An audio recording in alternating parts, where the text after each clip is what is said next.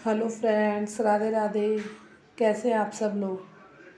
तो ये मैंने नाइट का व्लॉग बनाया है आपके लिए, और इस व्लॉग के माध्यम से मैं आप लोगों को ये जानकारी देना चाहूँगी कि हमें कान्हा जी का भोग बनाते समय किन किन बातों का ध्यान रखना चाहिए।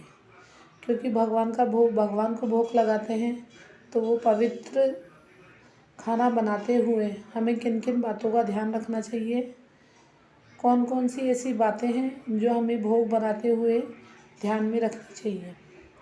तो पहली बात ये बताती हूँ मैं, जैसा कि आप सब लोगों को पता होगा कि अपने घर में काफ़ी लोग ऐसे हैं जो घर में मतलब घर की चप्पल अलग रखते हैं, बाहर की चप्पल अलग रखते हैं। तो सब मतलब आजकल हर घर में ये हो गया कि चप्पल पहन के ही पूरे दिन लोग रहते हैं। पर जब हम कान्हा जी का भोग बनाते हैं, कान्हा जी के लिए मान लीजिए अपन दूध लेके जा रहे हैं, जब हम कान्हा जी के लिए रोटी सब्जी कुछ भी बनाते हैं तो उस समय हमें चप्पल धारण नहीं करनी चाहिए। क्योंकि चप्पल पहनकर भोग बनाना अशुद्ध माना गया है और अनुचित माना गया है। इसलिए चप्पल पहनकर भोग बनाना बिल्कुल भी नहीं चाहिए, क्योंकि भगवान को जो भोग अपन लगाते हैं वो पवित्र होना चाहिए। इसलिए पहली बात ये है कि हमें कभी भी भगवान का भोग चप्पल पहनकर नहीं बनाना चाहिए। तो पहली बात तो ये हो गई। अब आते हैं दूसरी बात पे। तो कान्हा जी का भोग बनाते समय हमें हमेशा जो हम भोग बनाते हैं उस पानी को अलग रखना चाहिए। जैसे मान लीजिए अपन रसोई में जिसमें से अपन दिन भर पानी पीते हैं, बोतलें भर रहे हैं, मतलब उसको अपन चाय बना रहे हैं, तो उस पानी से हमें कभी भी भोग नहीं बनाना चाहिए भगवान का।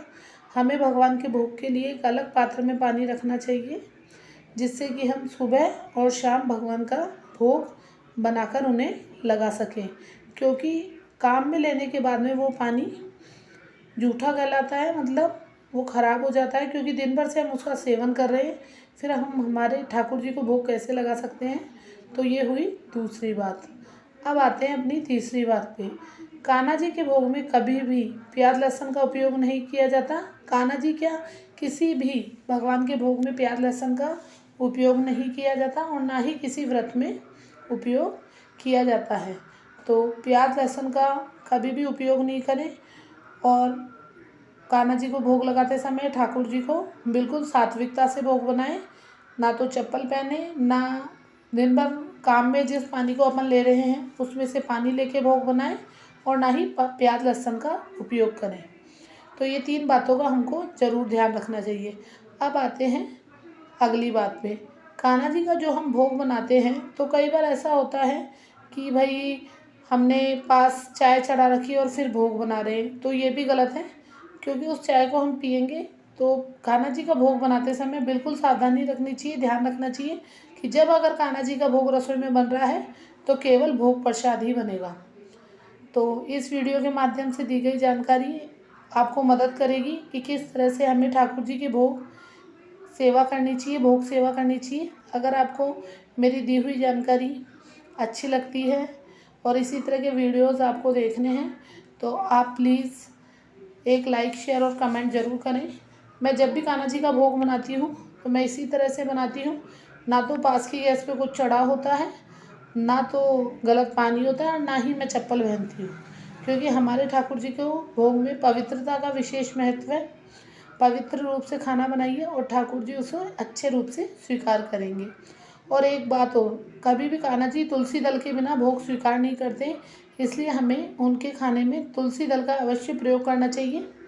तुलसी दल का प्रयोग करने के बाद ही वो भोग को स्वीकार करते हैं। ये सब तो आप लोगों को पता भी होगा। तो आप लोग को मेरी दी हुई जानकारी मदद करेगी कि हमें ठाकुर जी का भोग किस हिसाब से बनाना चाहिए और किस तरह उपयोग करना चाहिए। तो अगर आप लोगों को मेरी वीडियो अच्छी लगे तो प्लीज़ इसे एक लाइक शेयर सब्सक्राइब ज़रूर कर दें।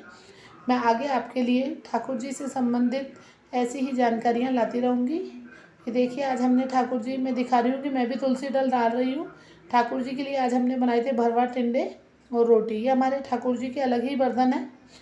तो इस तरह से आप अपने कान्हा जी की सेवा करके उन्हें प्रसन्न कर सकते हैं। तो अब हम हमारे ठाकुर जी को भोग लगाते हैं। तो आप लोग भी इसी तरह इन सब बातों का ध्यान रखें जब भी आप भोग बनाएं, सुबह का शाम का। तो अगर आपको मेरी वीडियो अच्छी लगे तो इसे एक लाइक शेयर और सब्सक्राइब ज़रूर कर दें। जय श्री राधे।